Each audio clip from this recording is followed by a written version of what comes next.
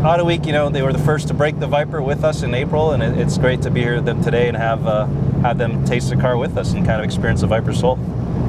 We're out at Gingerman Raceway today in South Haven, Michigan to share with Autoweek and a few others a test drive of some of our prototype cars. And so we're really happy to have Autoweek here. You've read about the car, you've seen the press release, but none of that can really do justice to what we've accomplished. You know, really hats off to the team. And actually it's my first time driving this car in haste on a track.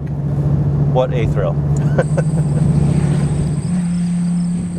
What you can see about the 2013 Viper is obviously it's retained its iconic long hood, low roof line, very wide stance proportions. What's probably less obvious are all the important details under the skin that have really transformed the Viper into a modern and world-class American supercar.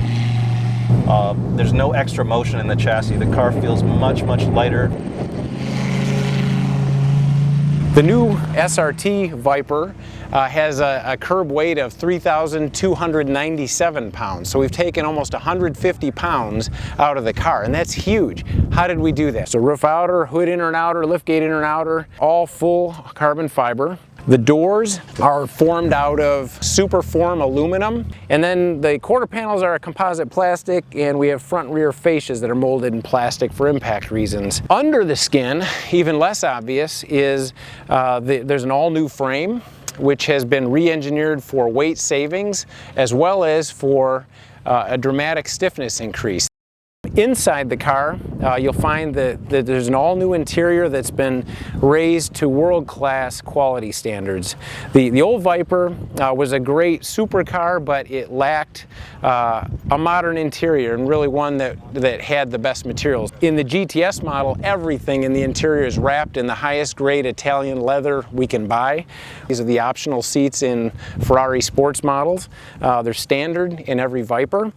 And then one of the elements I didn't expect to love as much as I do, the steering wheel. I remember, you know, literally deliberating with different models. We actually bought just about every performance steering wheel from major sports cars that we could get our hands on to cut them apart, understand the rim section, and we feel we've actually come up with one of the best feeling steering wheels ever. Also in the interior are the latest in modern electronics. Full 9-inch touchscreen for audio and navigation in the center stack. I think the guys have nailed the character difference between the SRT Viper and the GTS.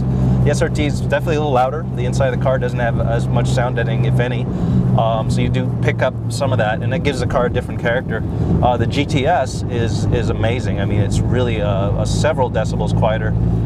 It feels a little more comfortable in the soft setting, and in the race setting, it's almost stiffer.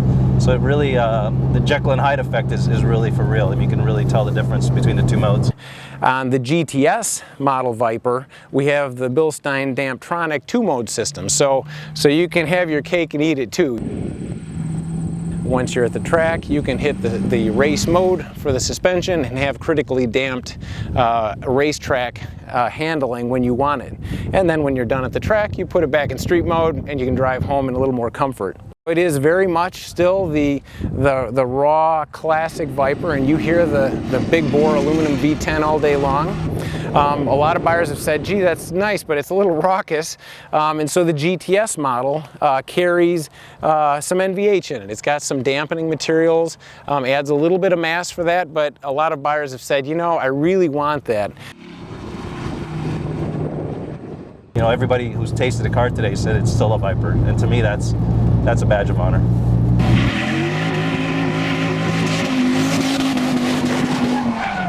A lot of buyers don't want the all-out race car, and they want a little bit of civility to their Viper experience. So GTS offers them that as well. It's a race car it wants to be. It's a comfortable GT when it wants to be. It can be the wine tour car. It could also be the track day car, right? And that's what a Grand GT is all about. The old car feels a little more soft and flaccid, a little more of a handful to drive. The new car, people today immediately, the minute you get into it, you feel like you can really lean on it and drive it. And you're focused on perfecting your line versus managing the car's mass and everything. So it's really grown into a driver's car.